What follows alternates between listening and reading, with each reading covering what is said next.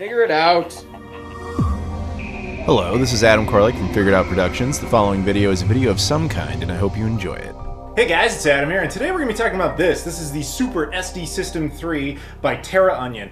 Before we go into the details of this, though, I want to give a quick shout out to StoneAgeGamer.com. They were cool enough to send this to me absolutely for free for the purposes of review. If you like this or any of the other stuff they have, I'll put a link in the description. Just want to say full disclosure that yes, I got this absolutely for free, because I know it's an expensive item, but I think it might actually be worth the money when you get into what it actually does. So we're going to go ahead and take a look at all that, and I gotta say, this is pretty cool. Like, I've been looking forward to getting this thing for quite some time, and I gotta say, honestly, even though I kind of repackaged it just so you guys could see the unboxing, even though, yes, I've already taken it out of the box because I couldn't really wait to dig into this thing.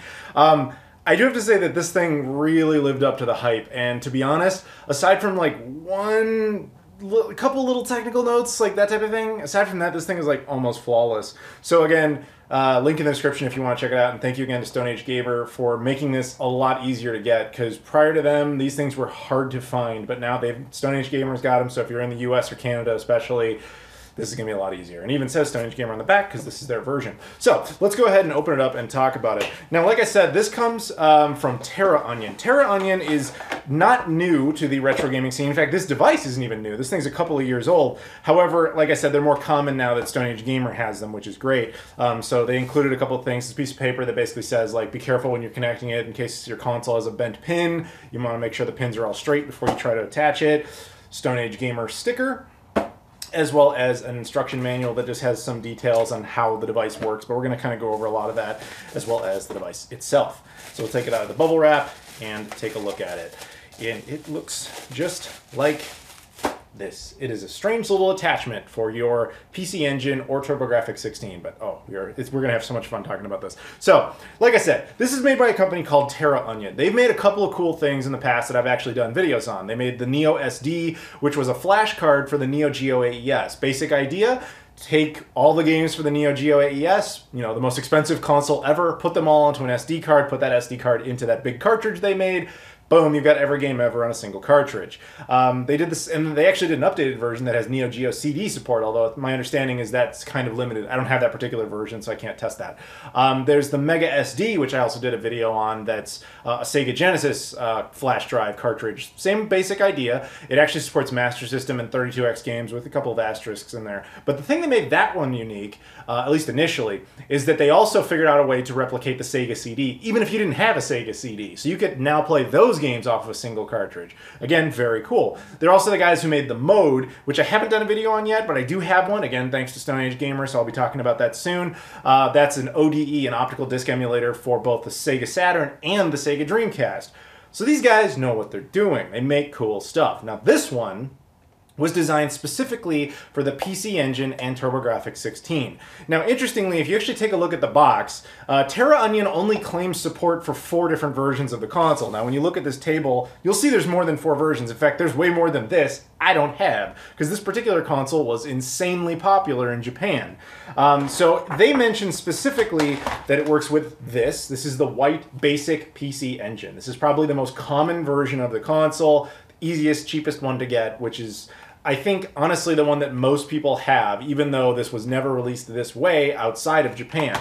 They also state that it's compatible with the CoreGrafx, which was an updated version of that same device, and the CoreGrafx 2, which again was yet another slight revision update for the same device. They also mention a console called the Supergrafx. Now this, unfortunately, I can't show you, at least personally, because I don't own one. That's like a PS4 Pro of its day. It was a slightly updated version of the console, and there's certain games that are only compatible with it.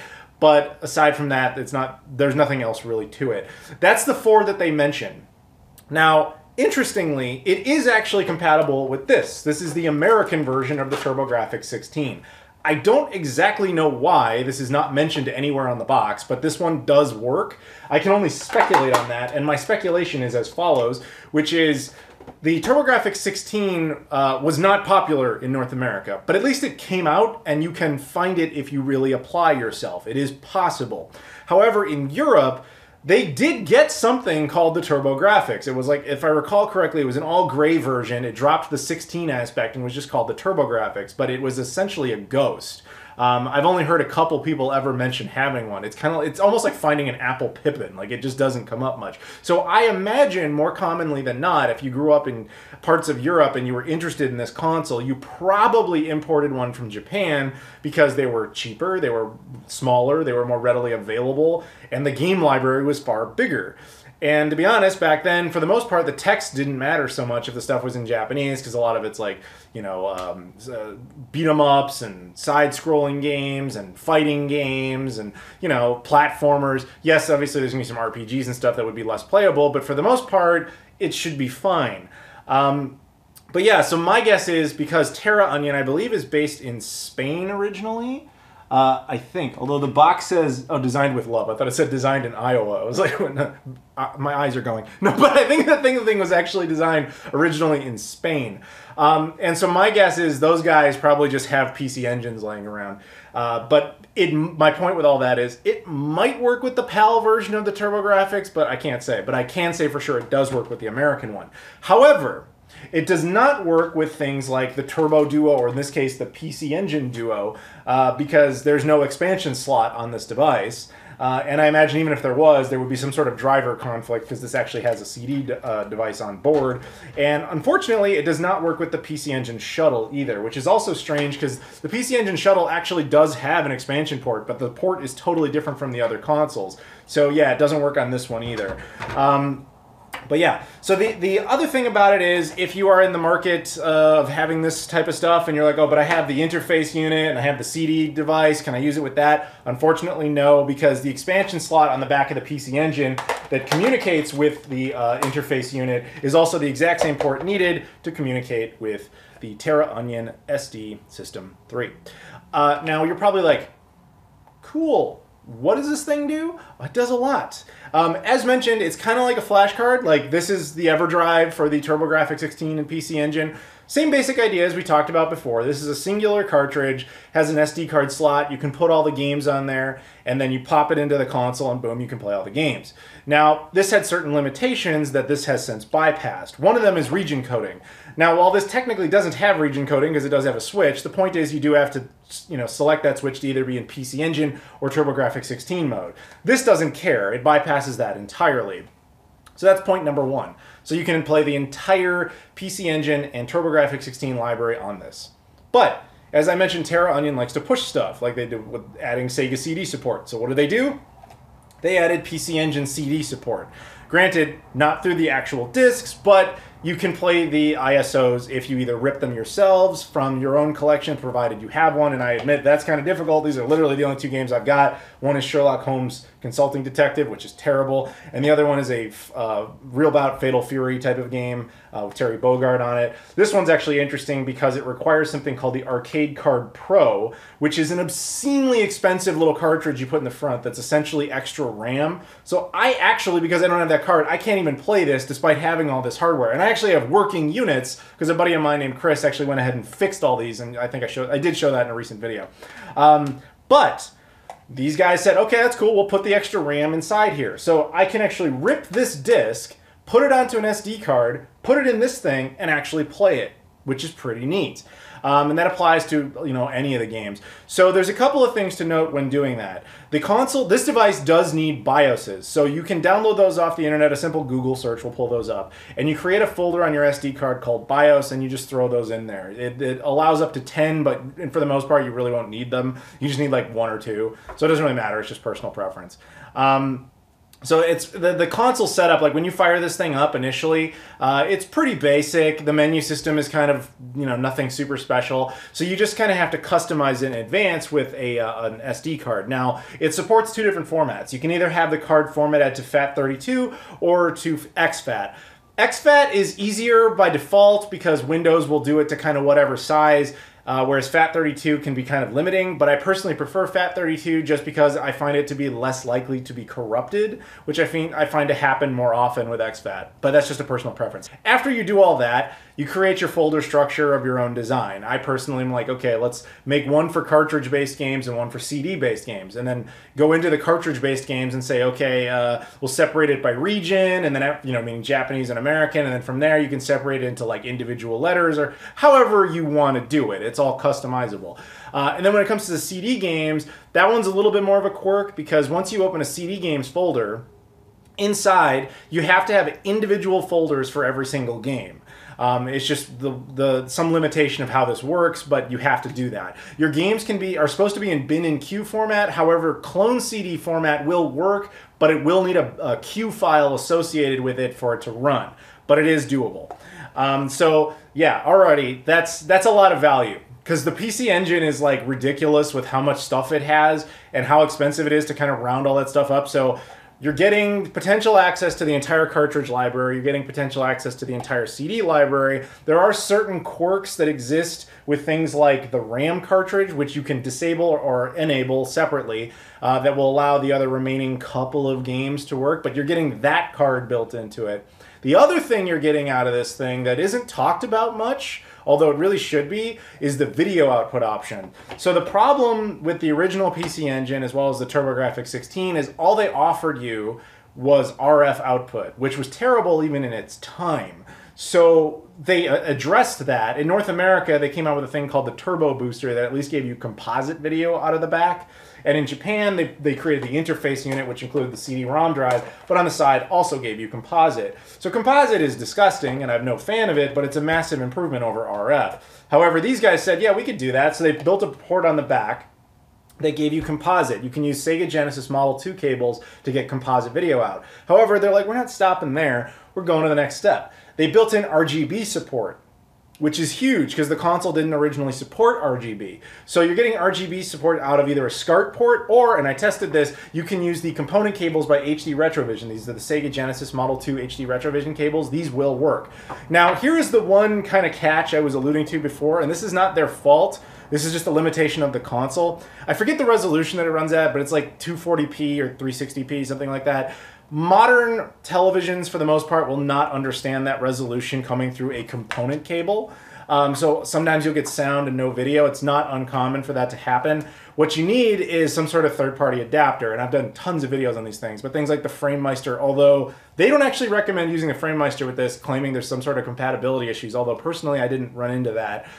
Things like the RetroTank, so on and so forth. Basically, you need a video scaler built in this just to get it to a more modern resolution so your TV won't have any problems.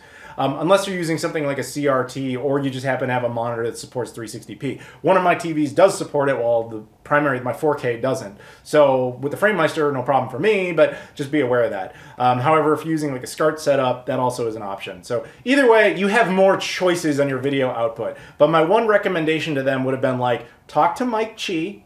He's the guy who makes the retro tanks. See if you guys can work out some sort of like under the hood deal together to upgrade together so you put a video scaler in this type of thing. Because then we could eliminate that problem entirely. But that's just, that might make it economically unviable. But aside from that, it's an amazing thing. So yeah, every cartridge-based game, every CD-based game. It actually does support the Turbografx games. If you have a Turbografx, like I said, there's only a few of those, but they will work, but you have to have that console. And then of course, you know, the extra RAM and the RGB out.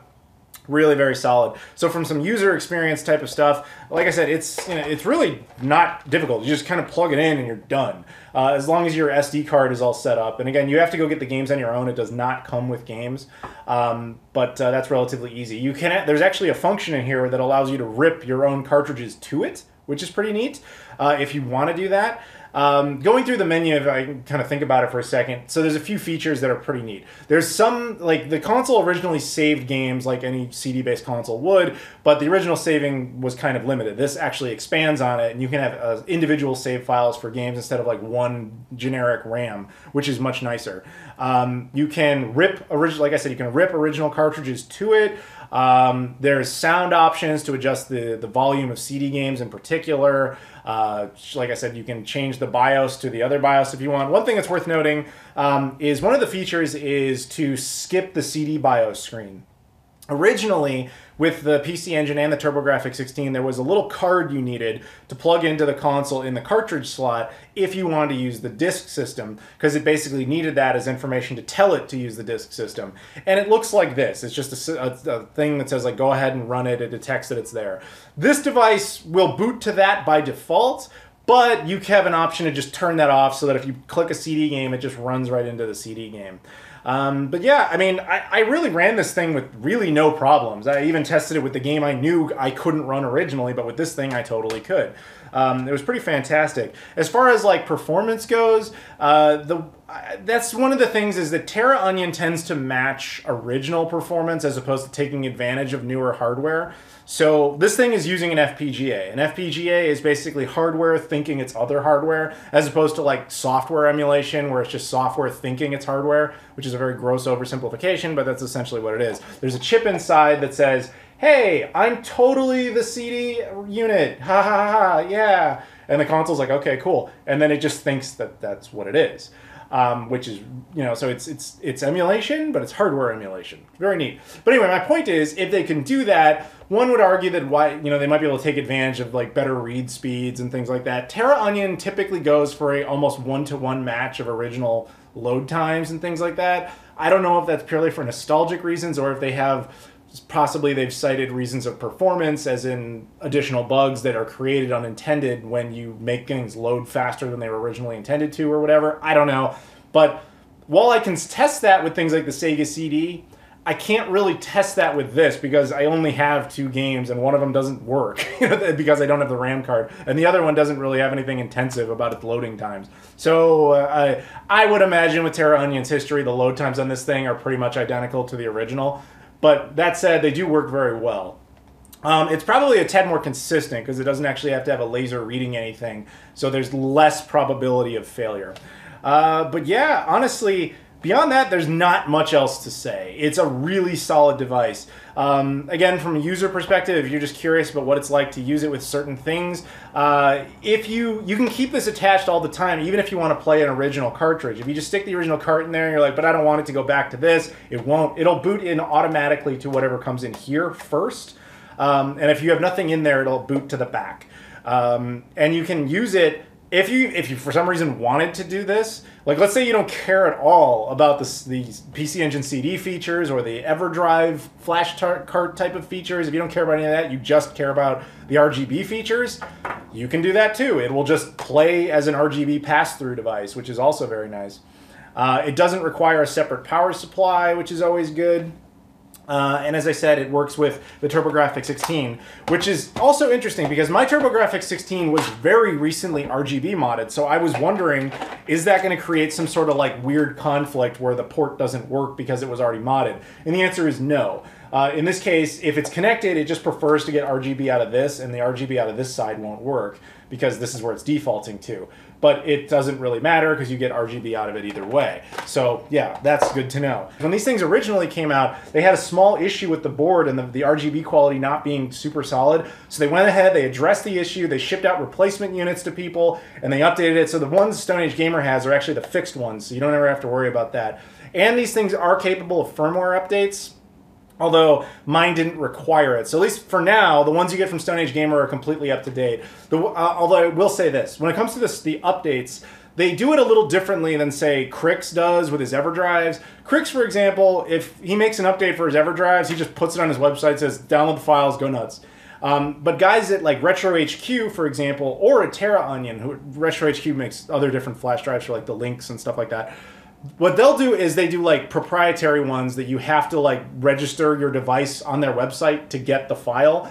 And I didn't understand why that was, but people at RetroHQ explained to me like it's just an anti-piracy measure because they don't want people stealing their boards. I guess Crix is less concerned about that, but I can see that that's probably TerraOnion's logic is they just don't want people mass producing clones of their stuff. So if they have some method of control over the firmware distribution, then you know, they have more control over how it gets updated and all that sort of stuff. So I get why they do it. But as I said, at least for right now, if you're getting them from Stone Age Gamer, they're already as up-to-date as possible. So very cool. And aesthetically speaking, I think it looks the best with the core graphics.